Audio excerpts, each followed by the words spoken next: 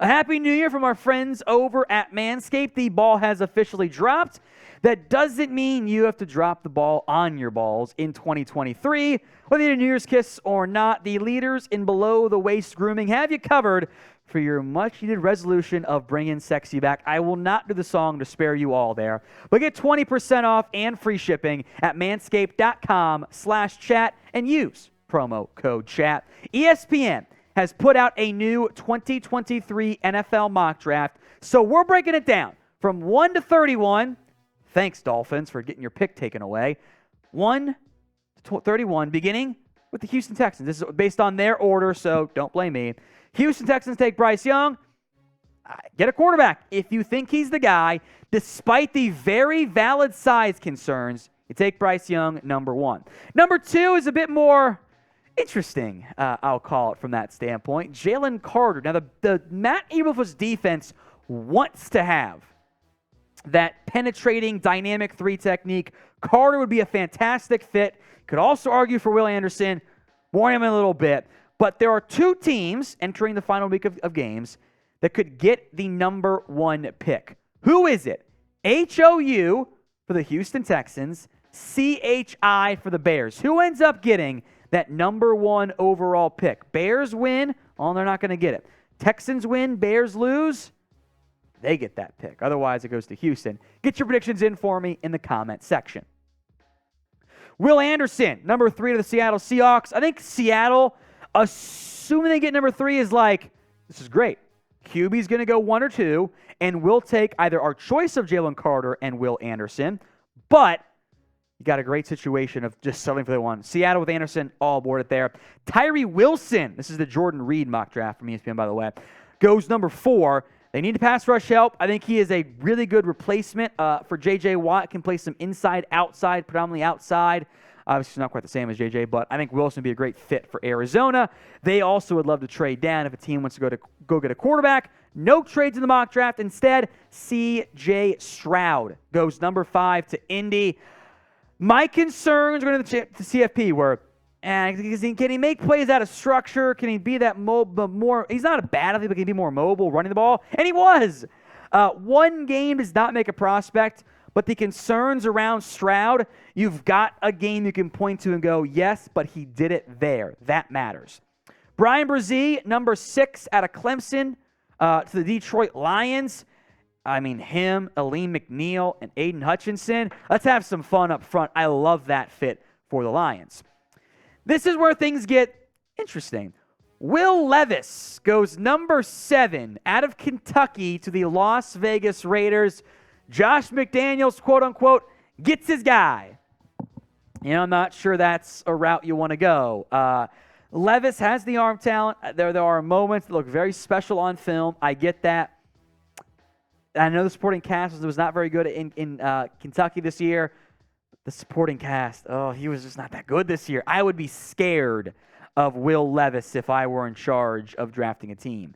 So, best quarterback prospect. We've seen 3 guys already. Who is the best one in the 2023 NFL draft? Let me know in the comment section.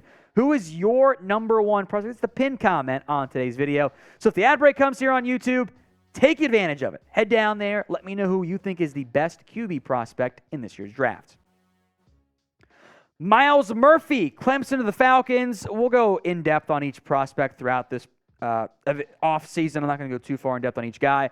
Just know that I love the fit of Murphy in Atlanta. Number 9, Anthony Richardson to the Carolina Panthers. He's a tough one, man. He's got better traits than Will Levis does. Bigger arm, better athlete, but I don't know. There are moments where he progresses and does all that stuff, but is there on a consistent basis? I don't know. Richardson is the ultimate boom or bust extension or you're fired GM because you typically don't get to pick a QB twice, so you'd be risking it all on Richardson. That is dangerous. How many quarterbacks go in round 1? There were 4 in the top 10 of this ESPN mock draft, so let me know in the comment section right now. Number 10, Peter Skoronski to the Titans. Hey, their offensive line sucks. Skoronski might be a guard, but he's an awesome football player. I love that fit. Plug him in and figure out where he plays later. Jared Verse, number 11 out of Florida State here. The Albany transfer has skyrocketed up this year. So Verse to Philadelphia. Phil's neat. I like it there. Quentin Johnston, hey, you found yourself your franchise QB in Bryce Young. You're probably going to lose Brandon Cooks. Get the number 1 receiver, at least in this mock draft, to Houston. Johnston stays somewhat local, at least in state. It's a fun fit. Paris Johnson, Ohio State tackle to the Jets. I love it. At this point, unfortunately, I don't really think you're going to be able to ride with Mekhi Becton being trustworthy there. They need offensive line help either way. It's a good move there for the New York Jets. If he's there at 13, I love that fit for Johnson and the Jets. You guys can get 20% off and free shipping on all of Manscaped's products by going to manscaped.com/chat and using promo code chat. It's a new year and new balls with the global leaders in below-the-waist grooming. They are trying to take your package to the next level with the Performance Package 4.0 and other premium wet goods. You'll find the Lawnmower 4.0 inside the Performance Package 4.0. They got the Crop Preserver, Crop Reviver. Show off your new 2023 self. Cheers to new balls in 2023. Get 20% off and free shipping with code CHAT at manscaped.com/chat. It's 20% off and free shipping at manscaped.com/chat. Time to feel sexy and free this 2023 with Manscaped. Joey Porter Jr., pick number 14 to the Commanders. Really good cornerback prospect. I actually did my film study stuff on him while I was out of town on my flight up to Cincinnati. I thought he was damn good for Penn State. I like him a lot there. No issues there, 14 as the number 1 corner off the board. Broderick Jones with uncertainty around Isaiah Wynn and maybe Trent Brown a little bit too. Jones can play left tackle, maybe right tackle too, out of Georgia. Fits their typical MO. Trenton Simpson to Seattle. Getting a coverage, blitz, kind of 3-down linebacker. Good timing, unfortunately, with Jordan Brooks going down with his injury there. Simpson, maybe the number 1 linebacker in this year's class. Don't rule out Drew Sanders, though. Osiris Torrance, a guard. I'm not sure how he fits with James Daniels, but O-line help is a concern for Florida, or for Pittsburgh. I will make note, the next 2 picks, including this one, so this one and the next one, does feel a little bit like I got to find a spot, and I don't love the team player fit. Although Pittsburgh probably have a new OC, maybe we feel differently. And we will have tons of NFL draft coverage for you guys here on Chat Sports. So make sure you guys are subscribed. YouTube.com/@chat sports. It's free. Hit the red button or the black and white button here on YouTube. This one's interesting. Bijan Robinson, number 18 on the grounds of DeAndre Swift and Jamal Williams might not be long-term pieces, which Bijan's awesome. He'll probably be a top 10 player for me, but Detroit? Really? Isn't that an example of invest in the O-line, don't pay the back? It's the issue, right? They got other needs, I think. I don't love it, even though I do love the player. Michael Mayer and Notre Dame love the fit in Green Bay there, although Mercedes is still blocking well, which is kind of funny. No issues there. Get more help for Rodgers or whoever it is. Keely Ringo out of Georgia, number 20. Kind of got the ball skills teams like there. Corner's a big need for Tampa with free agency. I like it. I also love Christian Gonzalez out of Oregon to Jacksonville. He's number 21 in this mock draft here. Actually, a lot of these picks in a row here. Jordan Addison to the Giants. Let's get a real number 1 receiver for Daniel Jones or whoever it is. No issues there. Addison's going to be, I think, a stud in the NFL. Jackson Smith and Jigba. I have my player count for him, by the way, if you want to hear it, Jack. Tyler Boyd of the Bengals. And Boyd's a really good player. Now, he's, I think, more of a number 2. But if you're getting a Boyd-esque player, I think they'll test somewhat similarly. He's not a burner, but, man, he's a good route runner.